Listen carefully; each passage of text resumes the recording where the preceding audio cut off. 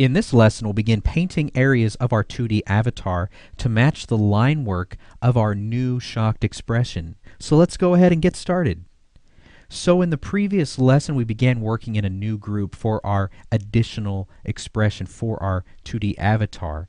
And I brought over all of our color information and merged that into a new layer, which I titled Shocked Color. I also brought over our shocked sketch that we created during the sketching phase, and I also duplicated my colored line work and retitled that Shocked Line Work Color. And we went ahead and adjusted our line work to match that sketch for our shocked expression. So what we're really ready to do now is begin adjusting all of our colors and value information to match this line work. So with that said, let's go ahead and hide the visibility for our sketch shocked layer. And let's go ahead and turn the visibility on for our shocked color layer. And we can see that we have a few things here that we need to change to match our line work for our new expression. Now, as I mentioned in the previous lesson, we don't have to redo everything for an additional expression. We're going to be able to reuse a majority of the information that we built for our base expression. And we're going to begin by focusing just on this whole mouth area right here. So let's go ahead and click on our shocked color layer, and let's go ahead and begin painting this area. So I'm just going to grab my brush tool over in the tool panel, and let's go ahead and click on our brush panel over here, and I want to make sure I'm on transfer, and I got my pen pressure set for both opacity and flow, and I'm just using a hard round brush. So let's go ahead and just start roughing in and painting these areas. I'm going to be removing some of those smile lines that we had for our base expression. I just want to start pulling this skin down to really match the overall feel, the overall expression we're going for, which is a very shocked expression. Now, at the same time, just as I've mentioned in previous lessons, I want to make sure that everything I do for this expression reads well. And since we are reusing a majority of the colors and values that we painted in for our base expression, it's going to be a little bit easier on us to do that. We're basically going to focus on these areas that we're changing. I'm just kind of coming around here, starting out just kind of roughing it in and just kind of blending it as I go. I'm just trying to think how the skin would pull down just over these areas where we have those smile lines. So he's just looking pretty shocked.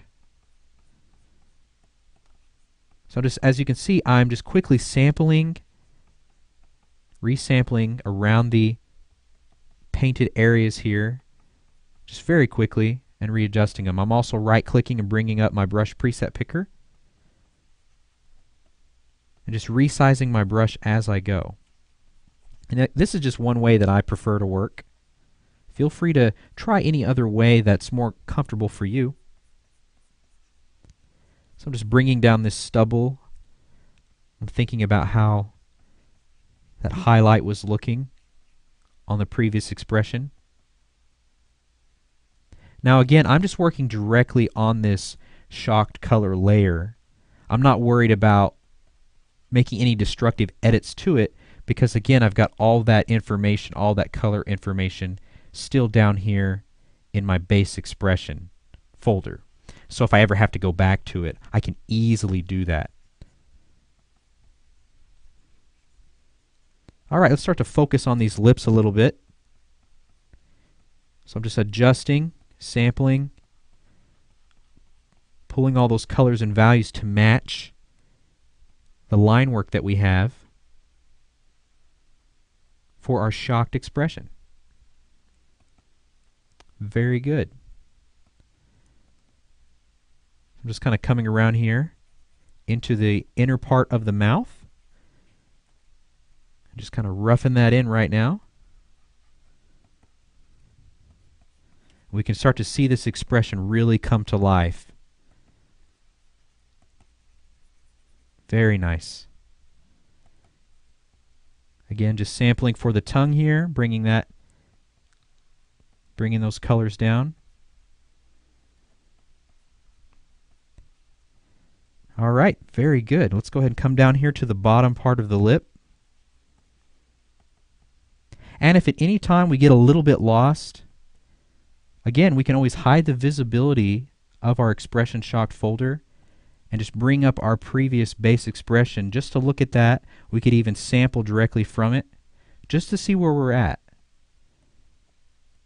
So we're on the right track right now. I think we're doing very well. And again, I'm working around these ellipse area. I've kind of lost some of that information. So I'll just go ahead and bring up that base expression and just sample from it. Alrighty. Just coming around there. Very good. And I'm going to add that highlight in just as I had in the previous expression. I'm just kind of thinking about how that highlight might look. I'm just sampling some white from here and there. Excellent. And there's going to be some kind of little bit of a shadow underneath the mouth there. Let's go ahead and flesh out this bottom area here. We got a lot of wrinkles that we're going to want to basically simplify since his chin is coming way down. So I'm thinking about how that little dimple he had in his chin might look. Kind of stretched, pulled down. Now, as I mentioned when we were sketching out our shocked expression during those sketching lessons, is that if you already have a reference photo for this expression, you can refer to that, or you can just kind of make it up based off of your base expression. It's really up to you. There's no one way, again, to do that.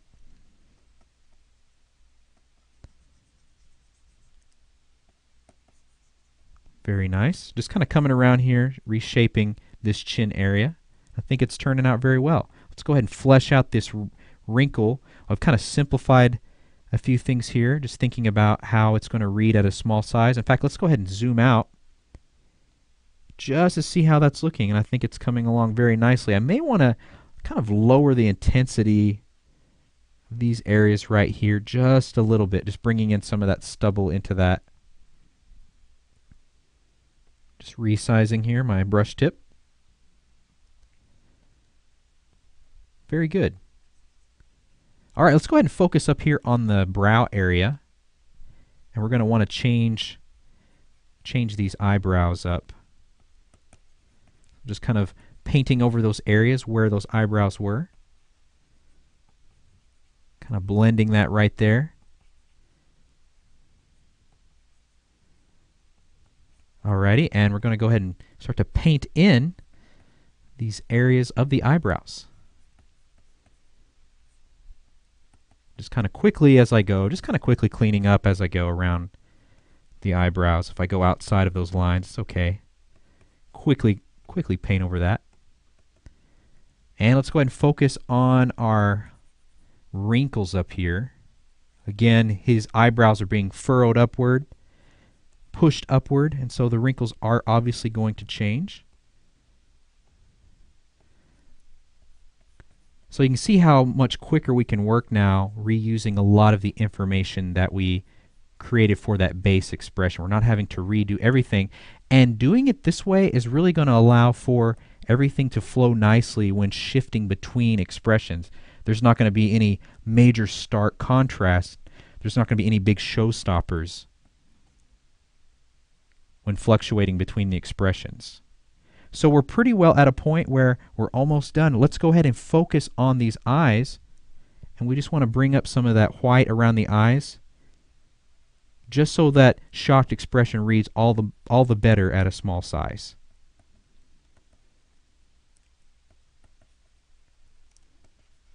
And I'm thinking about making this a little bit lighter since his eyes are a little more open. They're not, the flesh isn't as condensed or relaxed now that they're more open. Very good. And just coming over here to this eye as well. And since they're a little more open, I may want to work in just a little bit more white. I feel like light's going to reach in there. I would assume that some light would reach in there a little bit more. Very good. Very nice. Let's go ahead and zoom out and just see how it looks at a small size, and I think that looks excellent. Let's go ahead and collapse our Expression Shocked folder, and let's just cycle between the two really quick. Very good. So what we're ready to do in the next lesson is just add some final touches. We're going to work in our sunglasses, our sun lenses, or our glass lenses rather, and we'll just kind of have some final thoughts. So we'll see you then.